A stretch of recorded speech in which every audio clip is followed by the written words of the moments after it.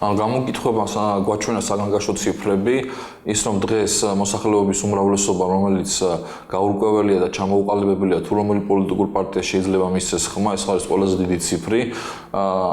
24%, რომელიც დაუფიქსირდა ქართულ ოცნებას, ეს არის მართლა საგანგაშო და დღეს შეიძლება ითქვას, რომ ის არის არალეგიტიმური მთავრობა, იმიტომ რომ ლეგიტიმაციის გარეშეა, როდესაც მოსახლეობის 24% ზნებას გამოხატავ მხოლოდ. დღეს ის 76%, რომელიც საერთოდ წინააღმდეგია და საერთოდ არ აძლევს ხმას ქართულ ოცნებას, რომელსაც ყოველ შემთხვევაში არ დააფიქსირა ეს ღიად პოზიცია. ეს ისეთ გაცილებით დიდი ციფრია, რომელიც ასახვა უნდა მოხდეს აუცილებლად პარლამენტში და ხელისუფლების შტოებში. ამიტომ დღეს 24% დაფიქსირება ხელისუფლებისთვის არის კატასტროფა საქართველოს ისტორიაში. მე არ მახსენდება, რომ მართლ გუნდს ჰქონდეს ასეთი დაბალი რეიტინგი, როგორც დღეს აქვს ქართულ ოცნებას. არც მოქალაქეთა კავშირს ჰქონდა ასეთი დაბალი რეიტინგი. 3 წელიწადში ფაქტიურად მესამედი რეიტინგი აქვს იმისი, რაც მოვიდა თავიდან. ეს არის იმის მიზეზი და იმის შედეგი, რომ ხელისუფლებამ არ შეასრულა ის დაპირებები, რომელიც მოსახლეობას ასე ღიად დაურიგა და ღიად აუგო ოცნების კოშკები. მან გააცურა ქართული მოსახლეობა და შედეგი ზუსტად ეს არის, რომ დღეს ქართული ოცნება არის კატასტროფის ქვეშ. აქვე მინდა შევეხო ის, რომ რესპუბლიკური პარტია, როგორც პროდასავლური ძალა, გაძლიერდა ამ კოალიციაში და მე ყოველ შემთხვევაში მივესალმები პროდასავლური ძალის ზეგავლენის ზრდას კოალიციაში, მაგრამ ყველამ ვიცით, რომ რესპუბლიკელები პროდასავლური ძალა არის ბალანსი იმ პრორუსულ ხელისუფლებას შორის, რომლის წარმომადგენლებიც ასე მრავლად არიან ქართულ ოცნებაში. სამწუხაროდ ჩვენი მიზანია უნდა იყოს არა ის, რომ ვინმე დავაბალანსოთ და დროებით შევაჩეროთ, არამედ უნდა იყოს, რომ სრულიად საქართველოს პარლამენტში და საქართველოს მთავრობაში ასახული იყოს პროდასავლური ხელისუფლება, პროდასავლური წარმომადგენლობა და ჩვენ 2016 წლის უნდა ავიღოთ ჩვენ მიზნად, რომ უმცირესობაში გადავიყვანოთ ჩვენ პრორუსული ხელისუფლება, პრორუსული ელემენტები და ასეთ შემთხვევაში ჩვენ იმ იდეებს, რომელიც ნატოსთან დაკავშირებით, რომელიც პროდასავლურობასთან დაკავშირებით, ევროკავშირთან მიმართებაში გვაქვს, მხოლოდ ამ შემთხვევაში მოვიყვანთ სისრულეში და გაგვიჭირდება ძალიან პრორუსული იდეოლოგიის ქვეშ და პრორუსული ელემენტების ქვეშ ამ მიზნების მიღწევა. ასევე იცით, რომ ევრაზიულ კავშირში მომხრეთა რაოდენობა გარკვეულწილად იმატა საქართველოში და ეს არის შედეგი იმის, რომ ხელისუფლება არ იყო ერთგული იმ პრინციპების, იმ იდეების, რომელიც ევროასოცირებას, ევროკავშირს და ნატოსთან მიმართებაში იყო. ის ღიად თუ დაუფარავად თუ ყოველ შემთხვევაში ამას ღიად არ აკეთებდა, მაგრამ იმ გადაწყვეტილებებში ასახული იყო, რომელიც ფარულად უჭერდა მხარს ამ კურსს, ის განცხადებები, რომლებიც ჰქონდა მთავრობის ზოგიერთ წევრს, იგივე ყოფილ პრემიერ-მინისტრს და პრორუსულ ელემენტებს, მათი განცხადებები ხშირად ერთმანეთს ემთხვეოდა და ამას შედეგი გამოიღო ის, რომ დღეს გარკვეული რაოდენობით იმატა ამ განწყობებმა საქართველოში. დღეს იცით, რომ იმართება IBRD-ის კონფერენცია საქართველოში და ერთადერთი ის, რომ ჩვენ გჭირდება სწრაფა მომავლისკენ, გჭირდება განვითარება, გჭირდება პროდასავლური იდეების მაქსიმალურად პოპულარიზება, სწორედ მათ მიერ დაგეგმილი ინვესტიციები, მათ მიერ დაგეგმილი ის ბენეფიტები, რომელიც შეიძლება საქართველოს მიიღოს, ვერ იქნება ათვისებული და მიღებული, თუ ჩვენ არ ვიქნებით სწორედ ამ იდეების ერთგული, ჩვენთან არავინ არ ჩადებს ფულს, თუ ჩვენ ამ კურსს გადავუხოთ. და ამ კურსის ოდნავ გადახვევაც უკვე დღეს ასახულია საქართველოს ეკონომიკაში და საერთოდ პოლიტიკურ სპექტრში. ყველაზე სახიფათო თამაში, რაც ქართულმა ოცნებამ წამოიწყო, ეს არის სახელმწიფო ინსტიტუტების დისკრედიტაცია.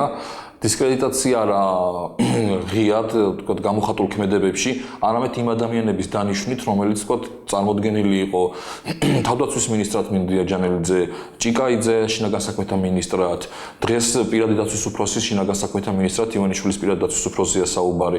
ასეთი ტიპის ქმედებებით ჩვენ დისკრედიტაციას ეწევი იმ სამინისტროებს, რომლებიც წლების განმავლობაში ინსტიტუციურად ჩამოყალიბდა. ჩვენ ინსტიტუტს ვაიგივებთ, რა თქმა უნდა, იმ ხელმძღვანელთან, რომელიც დღეს ის წარმოადგენს ნებისმიერ სფეროში. თუ ის იქნება დისკრედიტირებული პიროვნება, შესაბამისად სახელმწიფო ინსტიტუტის გაუცილებლად განიცდის დისკრედიტაციას. ამიტომ ეს სახიფათო თამაში, რომელიც დაიწყო ქართულმა ოცნებამ, შედეგი სწორედ დადგა დღეს, რომ მოსახლეობის ნდობა სახელმწიფო ინსტიტუტების მიმართ საგრძნობლად არის დაკლებული.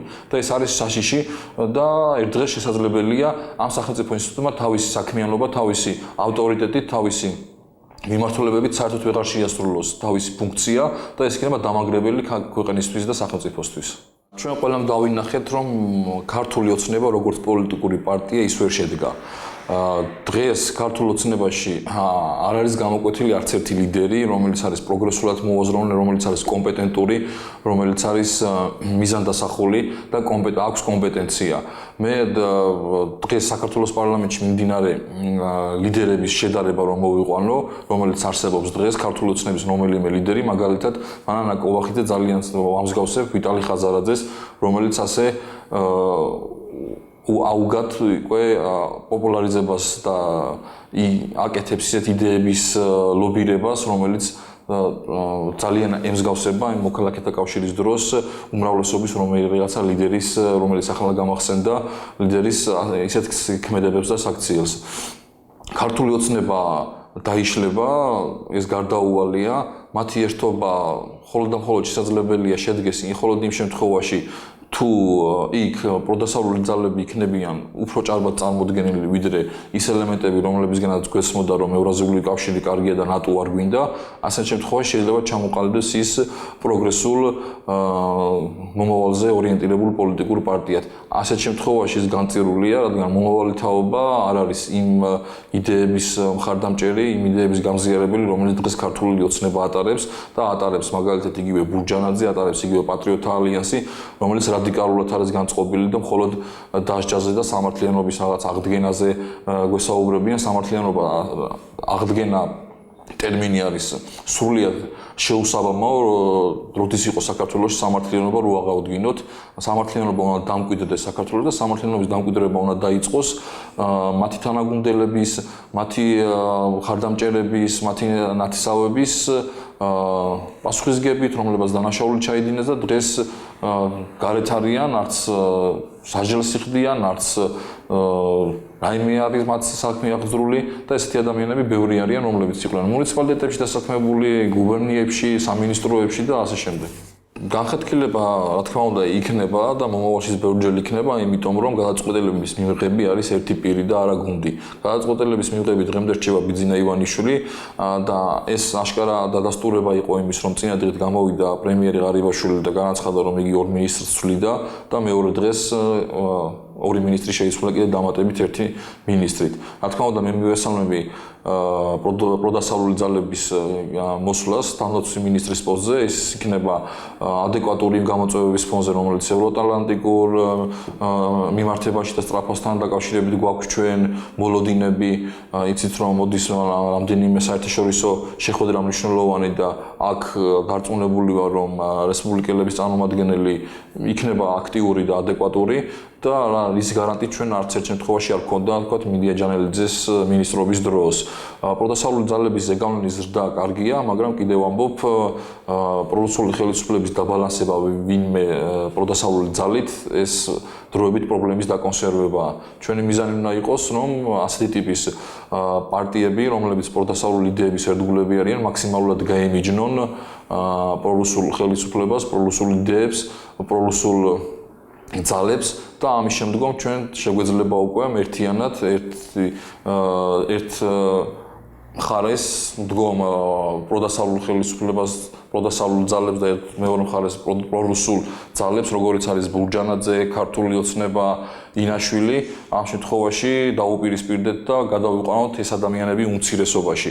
ასეთ შემთხვევაში ჩვენ შევძლებთ უკვე სრულად იმ მიზნების მიღწევას, რომელიც დასახული აქვს ქართველ ერს. ეს არის ჩვეულებრივი პროპაგანდა, რომელიც არ დაიწყო ეხლა, დაიწყო 2012 წლის შემდგომ.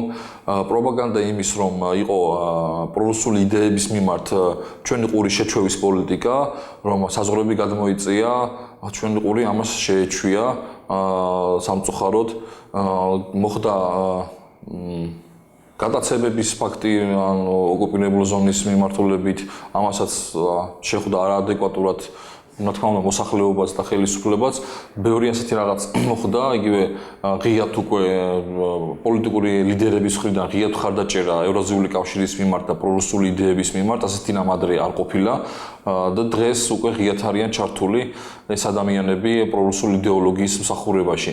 ამიტომ ეს არის მოსახლეობის მიმართ ყურის შეჩოვის პოლიტიკა, თვალის შეჩოვის პოლიტიკა, რომ საჭიროების შემთხვევაში ჩვენ უკვე, როდესაც ისინი ღიად უკვე თავისუფლად შემოვლენ, რომ ჩვენ აღარ გქონდეს შეწინააღმდეგების რაიმე ნება ან სურვილი და ესეც, რა თქმა უნდა, ბაიკერების შემოსვლაც ემსახურება ამას, ის რომ 9 მაისს მოხდა ასეთი ორგანიზებული აქცია პრორუსული იდეების პროპაგანდისთვის, ეს არის იგივე ერთ-ერთი ელემენტი შემცველი ამ პრორუსული იდეოლოგიის და ამიტომ აუცილებელია ხელისუფლებამ რაღაც ქმედითი ნაბიჯები გადადგას და აქტიურად დაუჭიროს ხარი პოპულარიზებას ევროატლანტიკური და ევროპული იდეების პოპულარიზება საქართველოში. სხვა შემთხვევაში რუსეთს ნამდვილად ვერ აჯობებენ ფულით და ხელისუფლებამ თუ არ მოიმოქმედა ქმედითი ნაბიჯები, ამ შემთხვევაში შესაძლებელია თავისუფლად მოუთავისუფლოთ საქართველოს ევრაზიულ და პრორუსულ იდეების მქონე ადამიანებს. ამიტომ დღეს არასამთავრობოს გარკვეული ნაწილი არის ერთგული პროდასავლური იდეების, ასევე პოლიტიკური პარტიების ნაწილი არის ამ იდეების ერთგული და ჩვენ ვკაფიოდ დავინახეთ განსხვავება რა არის პრორუსული და რა არის პროდასავლური. ეს არის ნამდვილად მიღწევა ქართული ოცნების გურჯანაძის და ინაშვილის, რომ ჩვენ დაგვანახეს მიღწევა და განსხვავება თუ რა უნდა მივახციოთ ჩვენ და რა უნდა გავანსხვაოთ ჩვენ პრორუსული და პროდასავლური იდეები ერთმანეთისგან და მათი ამოცანები და მიზნები. მე გამახსენდა ის პერიოდი, როდესაც ნაციონალური მოძრაობა ჩადიოდა იგივე ძალადობას და არავინ არ ისჯებოდა და იგივე მოხდა დღეს, როდესაც ქართული ოცნება შეეგუა იმ ფაქტს, რომ მისი მხარდამჭერები ღიად ძალადობენ სხვა პოლიტიკური ორგანიზაციის მხარდამჭერებზე. სამწუხარო ის არის, რომ ქართული ოცნების მოსვლის შემდგომ არც ერთი ადამიანი ვერავინ ვერ შემახსენებს და ვერც გამახსენებს, რომ დაისაჯა ძალადობის გამო, მხოლოდ რაღაც 100 ლარიანი ჯარიმებით შემოიფარგლება და ის თუ ვინც რაღაც პრორუსულ ხელისუფლებას ღიად და კრიტიკულად გამოთქვამს შეურაცხყოფელ აზრებს. დღეს რომ ესეთი ადამიანები არიან თავისუფალი და კიდევ განაგრძობენ ძალადობას, ეს არის ქართული ოცნების დამსახურება, ის რისთვისაც აირჩია მოსახლეობამ ერთ-ერთი იყო ის, რომ თავისუფალი აზრის გამოთქმა ყოფილიყო დამკვიდრებული საქართველოში, შეკრების თავისუფლება ყოფილიყო დამკვიდრებული საქართველოში და არ ყოფილიყო დამსგავსებული ის საქმიანობა, ის შეკრებები, რაც ადრე ხდებოდა და დღეს სამწუხაროა, რომ ქართული ოცნება ამას შეეგუა და თვალი დახუჭა ამ ყველაფერზე. დღეს თუ ნაციონალური მოძრაობის მიმართ ვინმე ჩადის დანაშაულს და ეს არ ისჯება, ხვალ და ზეგ აუცილებლად ჩვენს მიმართაც იქნება განხორციელებული ძალადობა და ჩვენც იგივე დღეს შეიძლება აღმოჩნდეთ როგორც ნაციონალური მოძრაობა. ამიტომ ხელისუფლებამ უმკაცრესად უნდა გამოიჩინოს ქმედებები და ზომები, რათა დასაჯოს ეს ადამიანები.